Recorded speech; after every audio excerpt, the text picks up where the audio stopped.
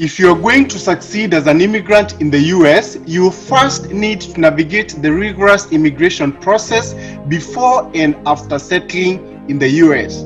It took me 8 good years to finally make it to the US. I was denied visa 4 times before I finally migrated as a master's international student. After I graduated, I took a leap of faith to get into the tech industry as a consultant, even though I had no IT background. A few years down the line, I started a consulting business on IT graduate studies as well as self-development IT training programs, and from then on, I've never looked back. This is Bob Mwiti, and you are watching Success with Bob Mwiti Show. In this episode of Success with Bob Mwiti Show, I'm going to talk about the 2 factors that you need to consider when you are choosing a program of study here in the US. Now, one of the factors that you need to consider when you're choosing a program of study is the marketability of that program. Okay, now what do I mean by that? Now, there's a lot of degrees out there that someone can do, okay, but that doesn't mean that each one of those degrees is marketable here in the US. It can be marketable in your country, but when it comes to America, then that degree may not be very marketable. And you don't want to do a degree that you're gonna struggle getting a job here in the US if if you really want to come and stay here long term, because most of international students out there, they want to come to the US, study, and then once they are done, then work and live here in the US. Okay. Now, when it comes to degrees, marketability, you also have to think about, your immigration papers. Okay. How are you going to transition from a student to a skilled worker using your degree? Okay. Because now, if you get a degree that is not very marketable, then it's going to be very hard for you to get an employer who will be willing to employ you. Okay, and give you the right immigration papers to live and work here in the US.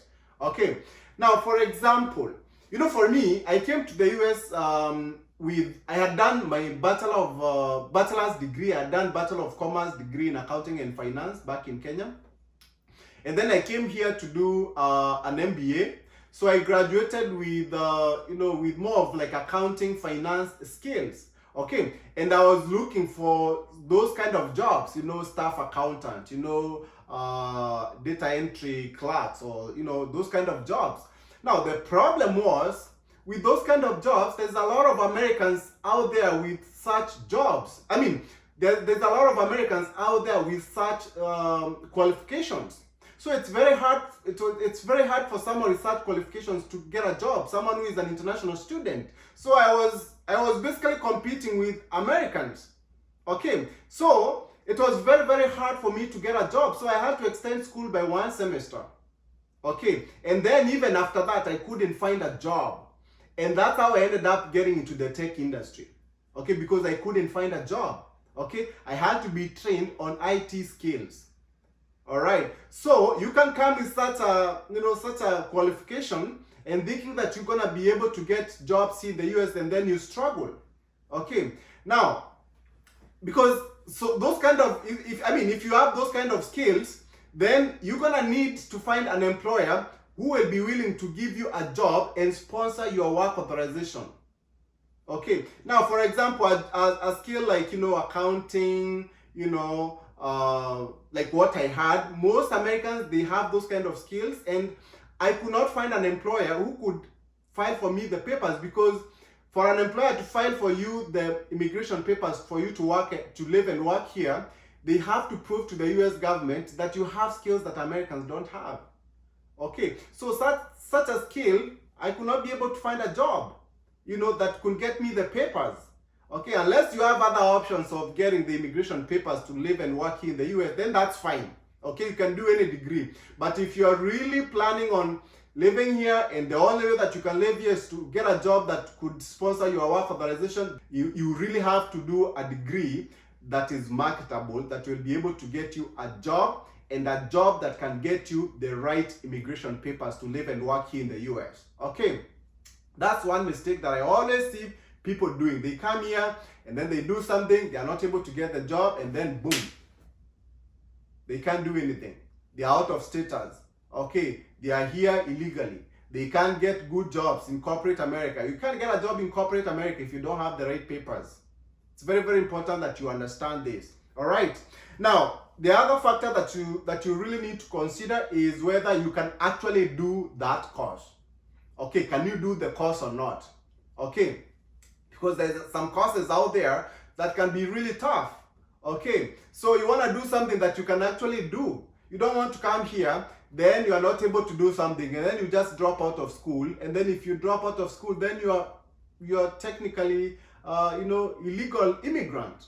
Okay, so it's very, very important. I'll give you an example. Like me, for example, I've been in the IT industry for many years. In fact, right now, this is my 9th year being in the tech industry. Up to today, I can't write any code. Okay, I can't write a single line of code. But I've been a very successful IT consultant. I was trained as a person who configures and sets up the Oracle system from the front end without necessarily doing any coding work. And it's because also I never really liked coding or programming. And I don't think that's something that I could do in school. Okay, so if I ended up doing that kind of a degree which requires me to do coding, for example, computer science, I don't think that I could be able to handle that. Okay, so you have to know yourself. Okay, can you do something or can you not do? And if you can't do, and you come here and you take that course, most likely you're going to end up dropping out of school. And if you drop out of school, then it can cost you in terms of immigration status. Okay. Now, also another thing is, if you come here, maybe you don't, you don't like the course, you probably would have to change. It's going to cost you money, because now if you do something and then now you change, because school here is very, very expensive. So if you do something, even the first semester, it can cost you even like about maybe even $15,000, just one semester. Okay, to do a certain courses, and then you don't end up, taking that course fully. Okay, so, make sure that what you want to do is something that you can actually do. Do your research. Try to see what is in that course that you want to do. Can you do it or not? You know yourself, right? You can't do something. Me, I know myself. I know what I can do. I know what I can't. I know what I'll enjoy doing, and I know what I won't enjoy doing. So it's up to you. You have to figure out which one do you enjoy doing most. Okay, then go for that. All right? So those are the two factors that you need to consider when you're choosing a program of study other than the entrance exams. Okay, entrance exams, most of the schools, they always ask for that. If you're coming for a master's, they'll ask you to do GMAT, GRE. And then if you don't come from an English-speaking country, then you'll have to do TOEFL exam. Okay, so those are some of the things that I talk about in my other episodes of Success with Bob Witt's show. But for today, those two factors, those are the ones that you need to look out for when you're choosing a program of study. You're watching Success with Bob Mwiti's show, presented to you by Appstech America. Appstech America is a consulting company that helps immigrants find amazing higher education and job opportunities in the tech industry in the United States. You can find our programs by going to www.appstechamerica.com. Appstech America, we wake you up to the unlimited potential within you. Now, on to our question of the day. I got someone asking me, how many units do you study in a semester? All right, as an international student. Now, by law, as an international student, you are allowed to take a minimum of 9 credit hours and a maximum of 15 credit hours per semester. All right. Now, the way units or subjects are structured here is that most subjects, they are 3 credit hours. Okay, meaning you attend 3 hours every week. Okay, but there are some other subjects or units where it's just 1 credit hour. But most of the time, especially if you're coming here for your master's, most subjects, it's 3 credit hours. Okay, each subject or each unit is 3 credit hours. Okay, so let's say, for example, if you want to do 3 units per semester, so those gonna be 9 credit hours. Okay, and that's the minimum that you can do by law. Okay, maximum is 5 units, which would be 15 credit hours.